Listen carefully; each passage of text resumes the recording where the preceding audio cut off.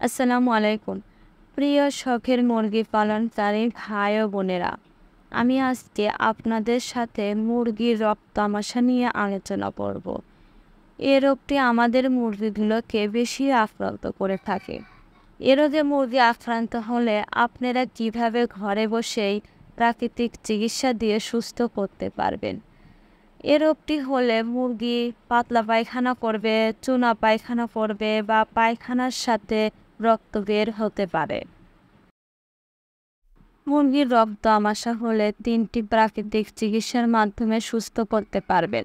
প্রথমত হলো আম গাছের কচি পাতা, জাম গাছের কচি পাতা, পেঁপে গাছের কচি পাতা পাটায় বেটে মুরগিগুলোকে খাওয়াতে হবে।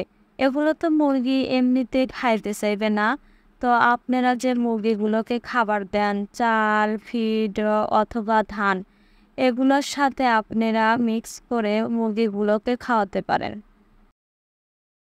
এভাবে 3 দিন দিতে হবে। 5 অথবা 7 দিন আম গাছের কচি পাতা, জাম গাছের কচি পাতা, পেঁপে গাছের কচি পাতা পাটায় বেটে মুরগিগুলোকে খাওয়ালে মুরগিগুলো রক্ত আমাশা থেকে মুক্তি পাবে। আরেকটা কথা হলো, আপনার যে মুরগিগুলো রক্ত আমাশায় আক্রান্ত হয়েছে সে মুরগিগুলো অবশ্যই সুস্থ মুরগি থেকে আলাদা করে ফেলবেন।